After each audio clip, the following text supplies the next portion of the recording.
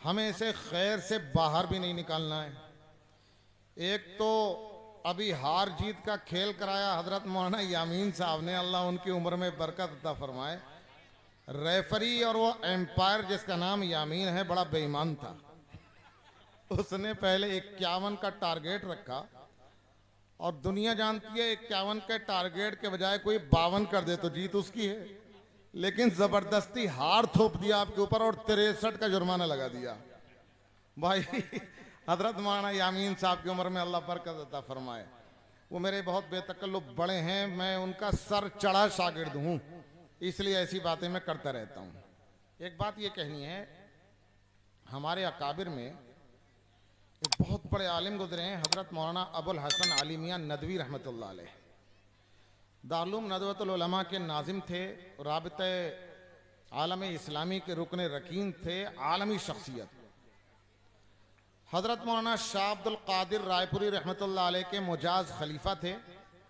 हजरत शेखुल इस्लाम मौलाना हुसैन अहमद मदनी के शागिर्दों में थे। बड़ा फैज़ अल्लाह ने दुनिया में उनका पहुंचाया। बंगलौर शहर में एक फैमिली है, मूसा सेठ, जाफर सेठ वगैरह की फैमिली, यहाँ बाद अकाबिर उन्हें जानते होंगे। उनके यहाँ मौलाना का क़याम था। लोग आते थे, मुसाफा करते थे, दुआ की दरख्वास्त करते थे, हजरत दुआ दे रहे थे। तो एक बात फरमाई थी हजरत ने, हजरत मौलाना अबुल हसन अली मियां नदवी रहमतुल्लाह अलैह ने, बात सुनने की है। और ये जो लोग यहाँ पब्लिक वालिहाना और दीवाना वार आए हुए हैं उनको सुनाना चाहता हूं, अल्लाह इनकी दीवानगी को बरकरार रखे।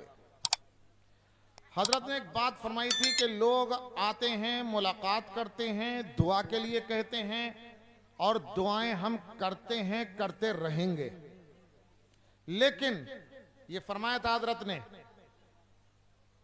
कि हर शख्स अपना ऐसा किरदार और अमल पेश करे कि उसके किरदार और अमल को देखकर दिल की गहराई से और रोंगटे रोंगटे से खुद बखुद दुआ निकले, तो वो दुआ असल होती है।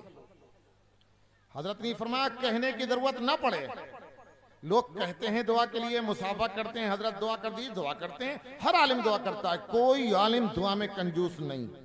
मेरे नबी कंजूस नहीं थे तो हम क्यों कंजूस दुआ में। लेकिन हजरत ने फरमाया था ऐसा अमल, ऐसा किरदार पेश करें कि कमल आपके अमल और किरदार को देखकर रुएं रुएं से, रोंगटे रोंगटे से दुआ निकले।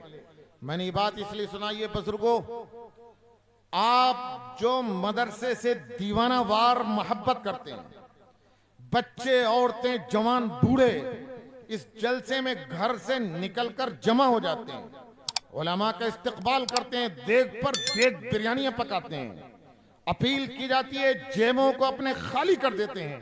मैं नहीं समझता कि इन वारिसाने नबी में से कोई वारिस नबी, कोई आलिम ऐसा होगा कि आपके इस अमल को देखकर इनके रोंगटे रोंगटे से दुआ नहीं निकल रही होगी।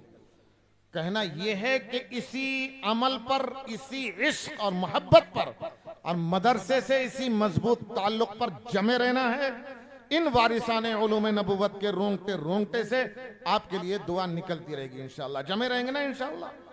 एक बात तो याद करनी थी। दूसरी बात, मुझे नहीं मालूम कि रात प्रोग्राम हुआ है नहीं हुआ, रात हुआ था, रात नशिस्त हुई है, दिन भर हुआ है।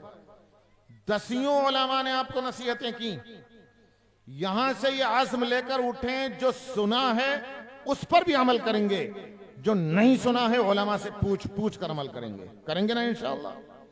हमारी परेशानी ये है, हम एक कान से सुनते हैं, दूसरे कान से निकाल देते हैं। हम में और सहाबा में फर्क यही है, सहाबा के कान में नबी की एक बात पड़ती थी, जिंदगी में उतार लेते थे, कब्र में जाने तक उसे छोड़ते नहीं थे। जान चली जाती लेकिन नबी की सुन्नत नहीं छोड़ सकती थी। हम हैं, सुनते हैं, वहीं गिरा देते हैं, अमल से दूर हैं। अल्लाह की कसम लोगों, अगर एक एक सुन्नत को जिंदगी में उतार लो, एक एक फर्ज को अदा करने वाले बन जाओ और अमली जिंदगी में आ जाओ, दुनिया में भी कोई बाल बेका करने वाला नहीं है।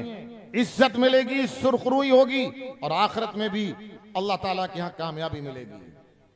मैंने कहा कि वक्त मकरू होने वाला है। एक सहाबी हैं, देखो 2-3 मिनट में बात खत्म करता हूं, फिर सब लोग जल्दी से फौरन नमाज पढ़ेंगे ना इंशाअल्लाह। मैं नमाज पढ़ चुका हूं, मैं इत्तला दे दूं, पहली नमाज पढ़ के आया था असर की। अम्र इब्न अबी सलमा नबी अकरम सल्लल्लाहु अलैहि वसल्लम के सौतेले बेटे हैं। नबी अकरम सल्लल्लाहु अलैहि वसल्लम की बीवी हजरत उम्मे सलमा के बेटे हैं पहले शौहर से। नबी ने परवरिश की, 5-6 साल की उम्र में नबी की खिदमत में आ गए थे। किस्सा लंबा है, मैं सिर्फ आखिर की बात कहता हूं। अम्र इब्न अबी सलमा की उम्र 84 साल हुई थी। 82 हिजरी में इंतकाल हुआ है। इंतकाल से कुछ पहले फरमाते हैं कि मैं 6 साल का बच्चा था, नबी ने मुझे खाना खाते हुए 3 नसीहतें की थी। 3 ये कहा था, या बुनैया, ए बेटे, कुल बिस्मिल्लाह, बिस्मिल्लाह पढ़कर खाना खाओ।